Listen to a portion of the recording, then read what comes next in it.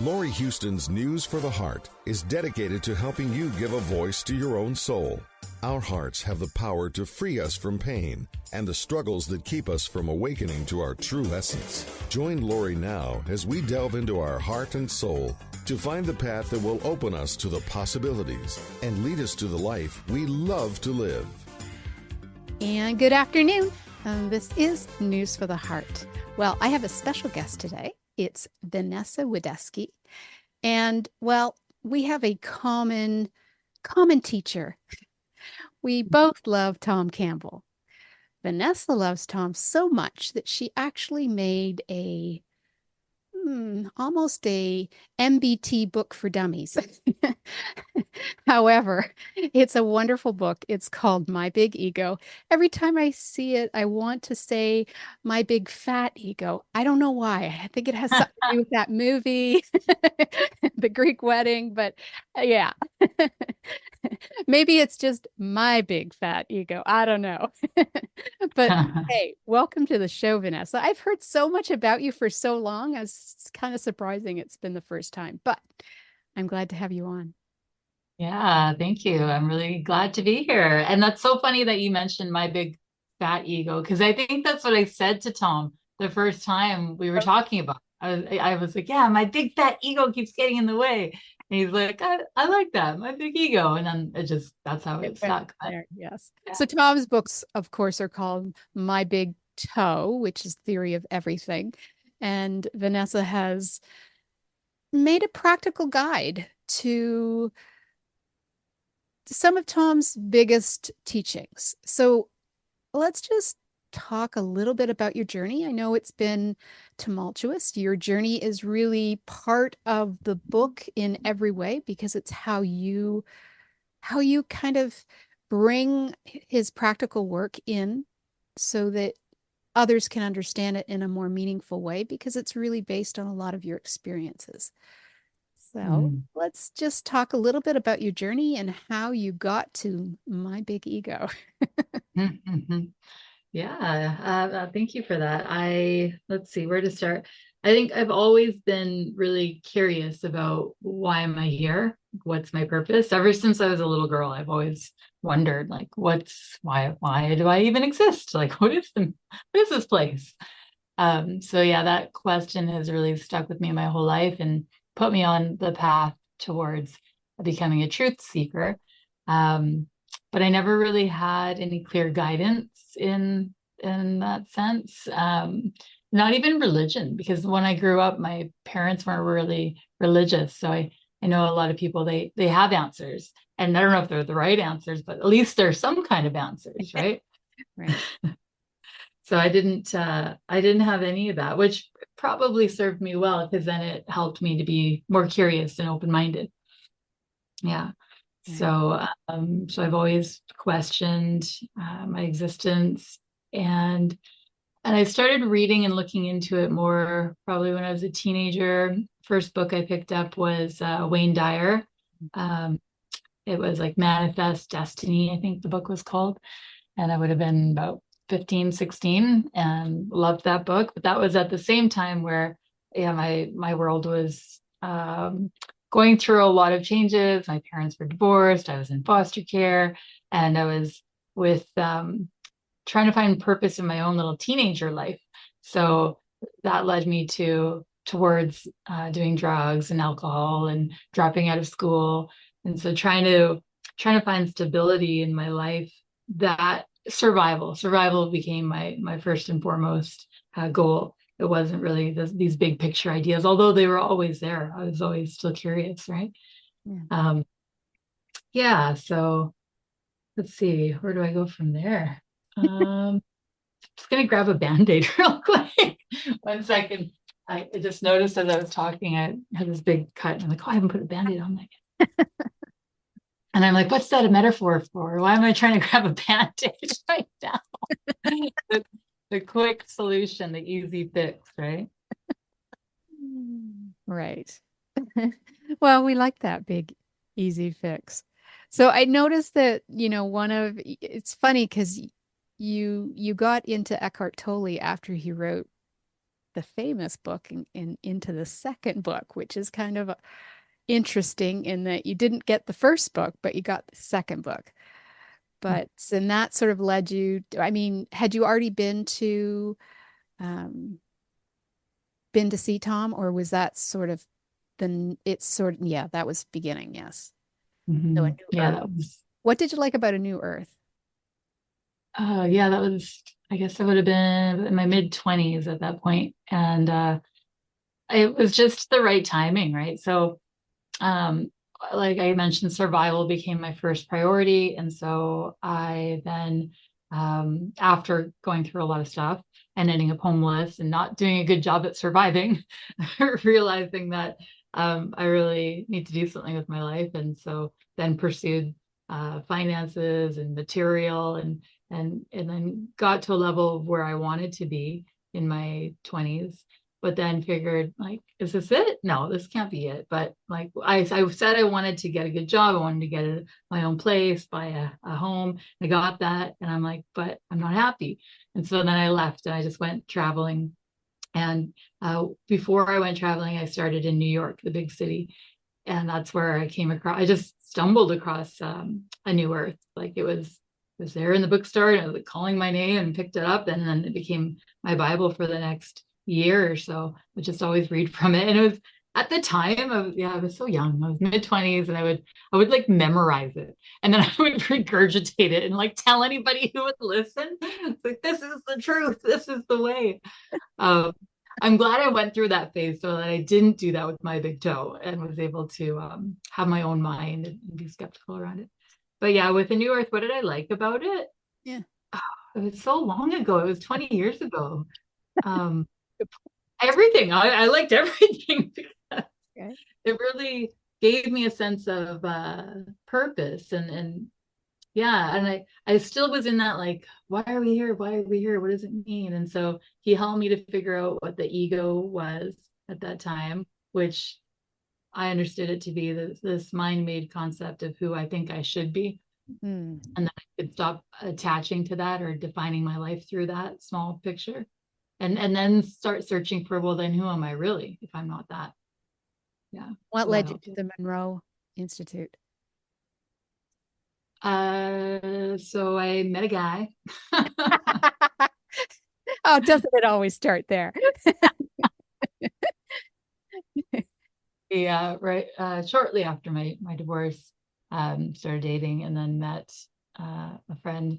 Well, we're still friends today, but yeah, that would have been in 2007, I think. Yeah, and so our first date, we met at Starbucks here in the city, just in Port Moody, and we started talking, and we shared a love of like philosophical, metaphysical, and so he told me he's like, oh well, actually next week I'm going to this place called the Monroe Institute. I was like, oh, what's that? And then he was going, yeah, was he going to Tom's or maybe it was yeah, he was going to Tom's. So that was my first introduction to Tom and the Monroe Institute. And I was just blown away. He said one thing that really intrigued me was he said, I'm going to learn from a physicist, from a scientist who has out-of-body experiences, which I had never met anybody who was scientific and logical and had these metaphysical experiences.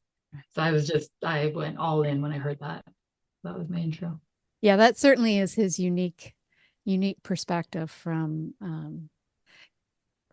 a lot of different people. I think it also brings a lot of people together, even though to me the most important work is the fear to love. But yeah, I mean it allows a different variety of people to get interested in his work, which is wonderful.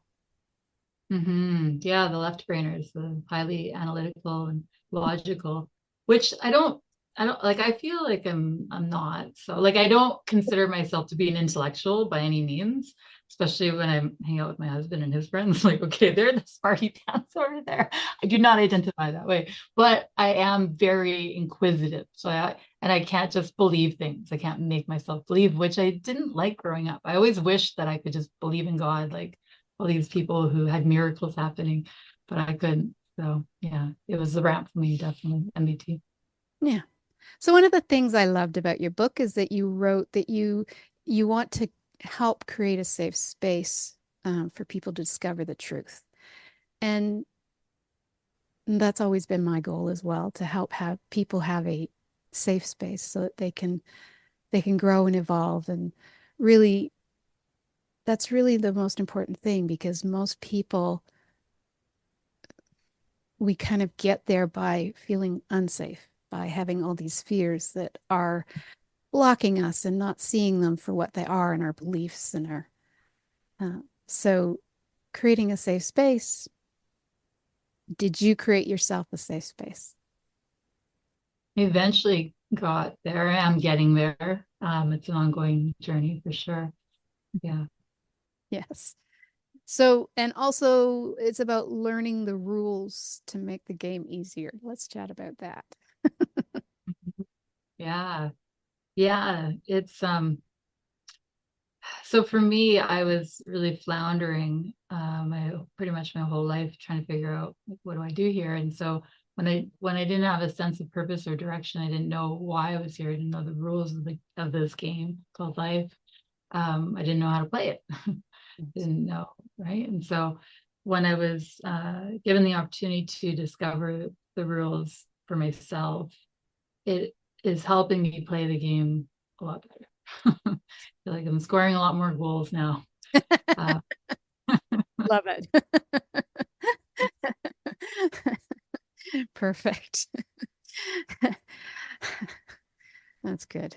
You talk about the big picture and not to get lost in the details. Don't we love the details though? I can't, it's amazing how we get so caught up in life and all those little details, and we're always trying to figure out from the details. We're trying to figure out not from the source, not from the core issue, but the details that are around us, kind of like the medical profession, where, they're not really treating the actual cause, they're just looking at all the symptoms. So, in a way, that's kind of what we do when we flounder and we don't know the rules, or even when we mhm, do know the rules. mhm. Yeah. Yeah, they can act as distractions. Absolutely. And it's interesting. And I think that's vacations give you a new perspective too, to help you remind you the big picture, right? Because you get pulled away from all the details and remember what's important. So I just got back from vacation. So I'm in this space of not getting caught up in the details. Nice. And yeah, it is a nice place to be. And some friends are like, hang on to that because it's not going to last long. I work in the nonprofit world and it's like everything's a crisis. Um, so it's interesting being back because, it's like having a foot in both worlds, because I can work with my team and my team might tell me a crisis, and I'm in this place where I'm like, okay, they're like, you have to see this thing, you have to read this conversation. And I'm like, I don't need to get caught in the details. But then they can feel like I'm dismissing them, so it's important to still um, be there for people and meet people where they're at, because a lot of people are caught up in the details and that's their narrative. And so I'm trying to learn how to hold space, right? Hold space for them so they feel safe, and also help move them out of that small picture perspective and into a more helpful place. Nice. What kind of work do you do? So I help people. I run a nonprofit called Low Entropy. And so entropy is a measurement of chaos and disorder, and we're looking to reduce the entropy in our social system. We do that through a lot of different programs. Our ethos and philosophy is that change starts from within. So we can't change other people, but we can change ourselves. We try to lead by example as we carry out our programs. And so we've got programs to help people with employment, food security, and housing. Nice. Mhm. Very needed in Vancouver, very needed pretty much everywhere, but Yeah. very needed in Vancouver. Lovely. Absolutely. Yeah. Um, so our purpose, you've kind of said our purpose is about evolving our consciousness and making positive choices. Mhm. Mhm. Yeah. That's what I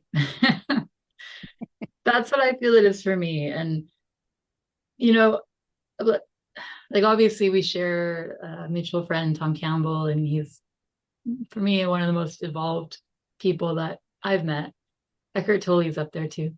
Although I've never met him, met his wife, I never met him. Um, but yeah, in terms of purpose being evolving and growing up, letting go of fear, becoming the best version of ourselves. I definitely think that is my purpose, like our purpose. Everybody, I feel that's what we're here to do as individuals and together as a whole. And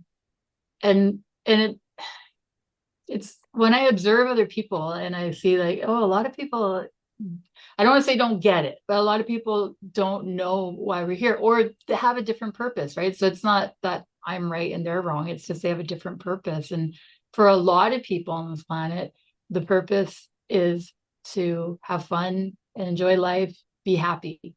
And that's it's a great purpose too, right? So I mean, I would add to it as long as you're not hurting people and you're actually helping people. And it's interesting how we all get to that, right? How do we get to that conclusion of helping people? Because I think that most people know we're here to help. We have to help each other. My husband is another being on this planet that I see is very evolved, at least more evolved than me. He's very kind and patient, and I get triggered. I still have buttons and lots of fear I'm working on. But what I've introduced him to MBT, and he's like, yeah. Like we even did an immersive. It was an online one, but and he was trying so hard. And after like I could see in the beginning he was listening to everything, and then day 2 he was like falling asleep in the session. I was like, but he didn't get there, and I know that genuinely he knows that we're here to help each other, and it's not all about me, myself, and I. And I'm like, how does he do that? Because he didn't have a model or anything show him how to get there, but he just knows it. And I remember when we first met and I asked him, like, why are you a good person? Like, what's the motivation? And he said, the reward for being a good person is having a good life. And I thought, I really liked that. I thought it's so simple, and why couldn't that be enough for me? Why did I spend so many years going to all ends of the globe to figure it out? But I did, and that was my journey. So right. Yeah, I think that is our purpose, is just to be good humans and help each other. Yeah. I've talked to Tom many shows about this, but one, he said, well, our purpose isn't to be happy, but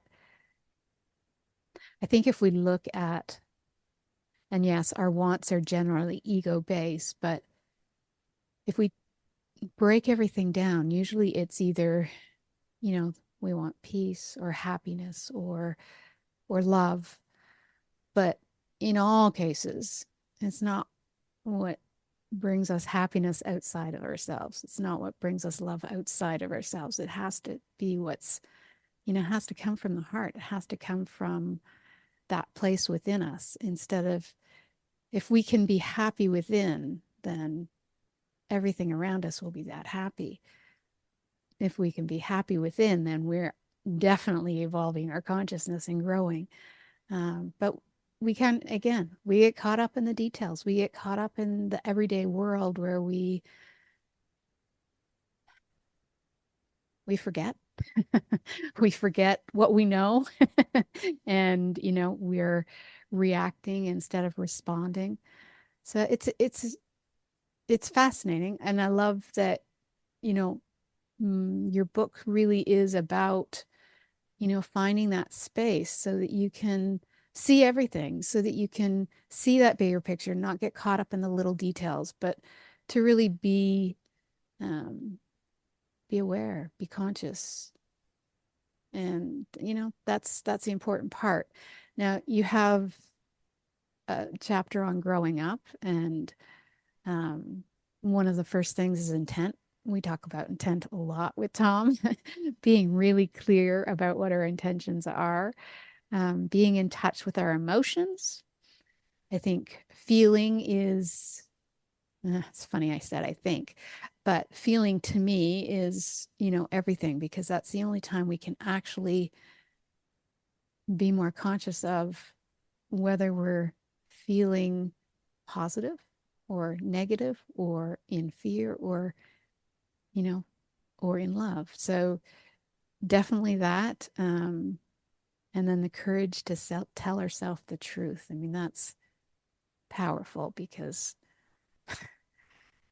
even though I would much rather know that I'm I'm responsible, that I'm the one that has the choices to make, we still want to blame others, right? We still want to say, no, it's not me.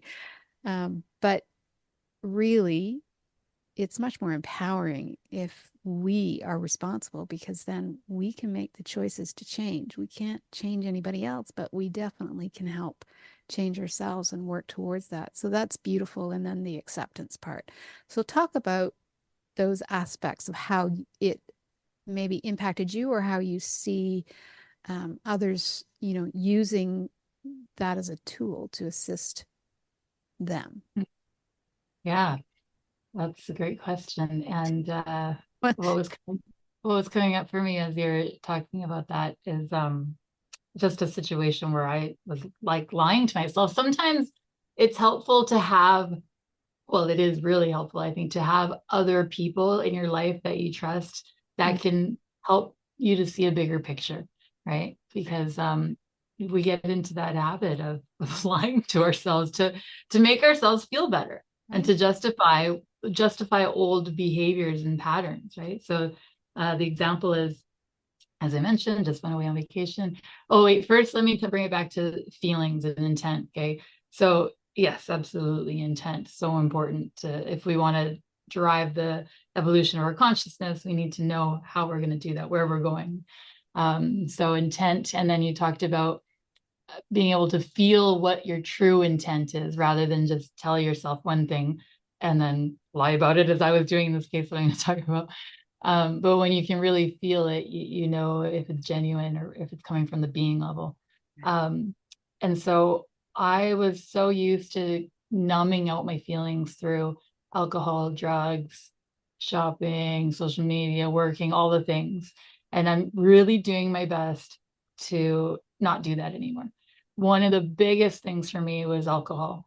I drank since I remember having my first drink when I was 11, but not getting drunk till I was 13. And then drinking my whole life. And in my social circle, it was like the cool thing to do. You drunk, you like the party, no inhibitions, and wake up, oh, what the heck happened last night? Like it was my lifestyle and the people I attracted, like the rock star lifestyle. I don't know why I was drawn to that, but not anymore. I'm growing up. I'm 43, almost 44 now. So learning that doesn't work very well. And so making unconscious, well, it started with the question, will my life be better if I let go of alcohol? And that I posed that question about 3-4 months ago now. Yeah, it's April. So in January. And then stopped drinking alcohol and noticed that my life was getting better. And I felt like I was taking off the veil. Like I could actually start feeling again, like really feeling my emotions and the good and the bad, all the things that I was repressing through alcohol, like that came up too, but I was celebrating it. I'm like, well, I want to feel this because I don't want to keep it in anymore. Because when I keep it in, I lash out on other people that I love, and I don't want to do that. So it is an incredible journey to be able to feel. And so the part about lying to myself, okay, so I went away on vacation with some people that are heavy drinkers that I've spent my life drinking with, and was like, how's this going to be? When you have 2 weeks, no work, no nothing, except for you get to drink and have fun and do that. So it was an interesting experiment for me. And basically the first 2 drinks, I watched them and I observed, and I was very silent. I was a silent observer watching them have fun and take up a lot of space. And then I got to feel all the stuff that came up for me, like, oh, I don't feel like I fit in. I don't feel like I belong. I don't even know what to say. I don't even know how to be in the space. And so all of that came up, and I got to be with it and deal with it. Last day that I was there, I was like, you know what? It's hot. I'm on a beach and I'm just going to have a beer. I'm just going to have a beer with them. I'm going to join them. And so I did on the last day, and I joined them, and I joined them all day, and we drank and got into those old habits again. And so that was the last day. The next day I was like, oh yeah, I don't really need that in my life. But it's good to know that I can have drinks and I can take them or I can leave them. So then I opened up that door of possibility again. So I came back to Canada just on last Monday, actually. And was like, okay, so I know I got some events coming up. Like I got a girls trip. I'm like, well, now I can have a drink with them.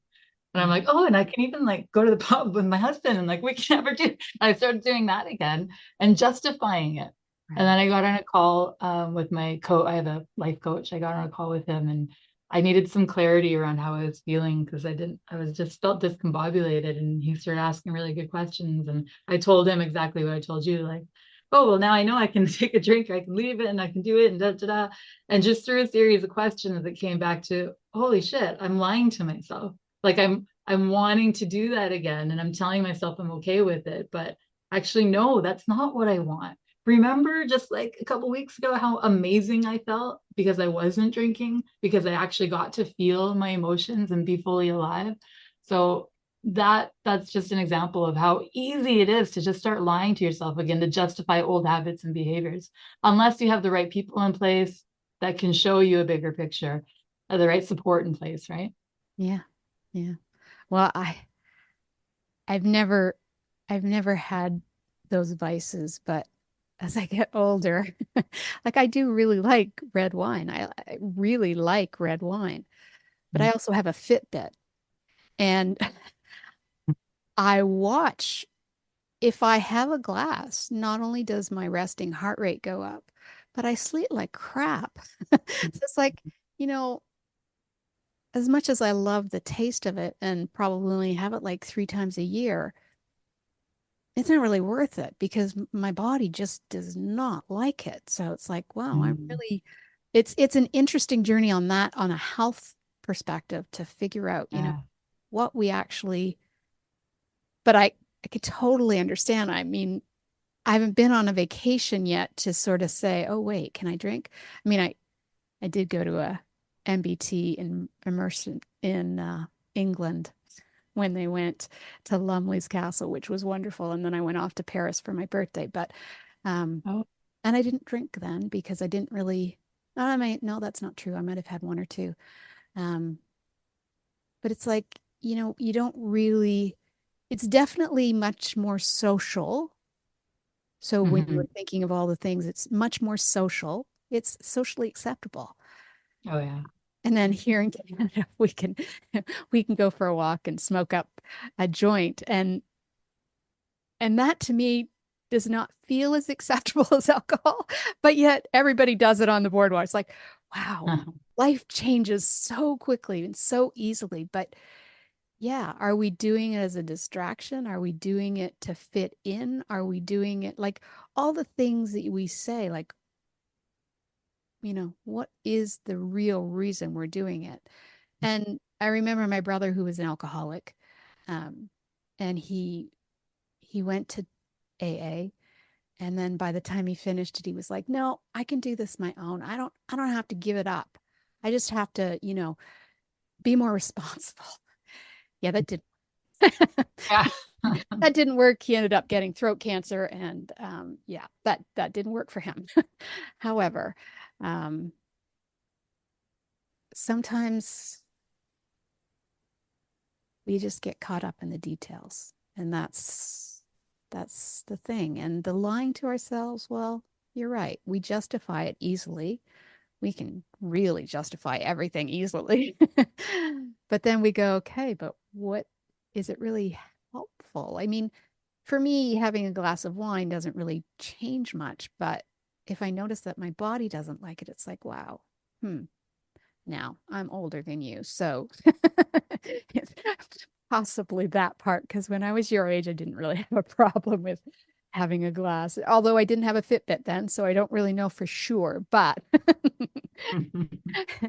yes. All right. So I liked this part. You talked about the ego's journey and you gave 3 paths. One is the Yeah. warrior's path. Well, we all know that one. 2 is path of surrender, and 3 is the path of service. Now, I see benefits in all of them. I also understand that the warrior one, generally people become a little bit too aggressive in their wanting to change things or fix things, or but they're doing it from that some people will try and say, oh no, it's from a place of love, and it's like you're fighting, and you're fighting against something, no matter what it is, no matter how altruistic it is, you're still fighting. You're still fighting with either yourself or something else. And it's a hard path. It's a hard path. Path of surrender, well, sounds easy. Sounds simple, not easy. Path of service is beautiful. Do we all get there? I don't know. Not everybody wants that. In fact, I had a group of MBA students actually from Vancouver were supposed to be helping me with marketing, and they said, I loved it. I'd never heard of it, but they said my leadership, I was a servant leader. I'm like, God, that sounds awful. It made me think of slavery. The whole concept, I was like, why? I've never even heard of this. So then I looked it up, and it was like, oh, it's about compassion and listening and really being there. And one of the best examples is supposed to be Abraham Lincoln. And it's like, yeah, that is who I am. But they wanted me to be somebody else so I'd be more successful. It's like, yeah, that's not really my path. But yeah, so what part of that was your journey? Did you do all 3? Were you able to? I mean, I'm still working on the surrender path, but I definitely have the path of service there too. Yeah, I lived most of my life in the warrior's path. But as I grow older and more mature, I like to think that I'm more in the place of service and surrender. Yeah, service feels easy, right? When you're not making it about yourself, because there's no room for you, and you're making it about you're there because you genuinely want to help others. That's the flow state, when you can be in that space. And again, have to be really aware of one's own true intention. Am I in this space because I want to reduce the entropy of all, or am I in this space because I want to build up my ego because it's going to make me look good if I'm helping this person? So, right? Because that's the thing, like Tom always says, is it can be the same action, but the intention behind it is different. You have to know what your intention is. So, I'm always like the work that I do, the nonprofit space is always helping people. So it's important to look at, like, why are we doing that? Yeah. And oftentimes there's people not oftentimes, but there are times when there are certain individuals that don't want to help. And that's okay too, right? Because sometimes you're enabling behavior. So yeah, the action is not important at all. It really is the intention behind it. I might let somebody go, or even like go a volunteer, and doesn't look like it's being in service, but the intention is I'm freeing you up so you can find something that's more fitted for you. I know you say you want to be here, but I see it's not a good fit. You'll be better somewhere else, right? So yeah, the idea of being in service can be difficult if we let ego get in the way there, for sure. Yeah, surrender, I think surrender is when you let go. What was the example? I know when Tom says it, he says Mother Teresa was service, right? And then surrender, he used somebody else's surrender. Oh, well, I think he just said like yogis and monks, they surrender to the present moment. And yeah, I guess I'm not very good at that one. It's a work in progress for me too. So I think, as we say, it's not a destination, it's a journey where we were all good at all of it. I don't think we would be on this planet at this time. However, Exactly. I know that we are bit shorter on time for this one. So, but I do want to talk about beliefs as a trap. I liked how you did it. I did a whole show on the last one, but things happen to us. Mm. I think things happen by us was one I've never looked at, but yep, that's taking responsibility for it. And then things happen for us. Mm-hmm. How did you get Yeah. this? It's what helps me all the time, even all the time I think that's what helps me the most is that, oh, this is this is teaching me, this is happening because it needs to teach me something. And it's when you can really, when you truly, I want to say believe that, when you can, don't want to say the B word, but when you can really, when you know that to be true. And at first I think I had to fake it till I made it. I had to like, even though I didn't believe it, and I was like, no, and playing the victim, and it shouldn't be this way. But going back to that mantra, no, it's teaching me something. It's teaching me something. What do I need to learn from this? And I think after so many years of repetition, I actually have it at the being level, because now it's just instantaneously when things don't go the way I want them to go, I can instantaneously know, okay, because it's teaching me something. And then I'll start looking for that evidence, right? Oh yeah, it's teaching me this because I didn't get it that way. Now it's showing me this. Okay, it's going to be harder this way, universe or larger consciousness system, but I'm ready for it. You must know that I'm ready for it. You wouldn't have given it to me. So let's do this. So I'll buckle up and I'll do everything I can. I'm going through something right now in my life that's not the way I wanted it to go. And I get to now do all these things that are pushing me outside of my comfort zone. And I'm excited for the journey and scared for sure. But it's part of life, right? That's how you know you're outside your comfort zone, when you have that fear and you get to feel it and do it anyway. Yes, and then have the courage to actually face it regardless.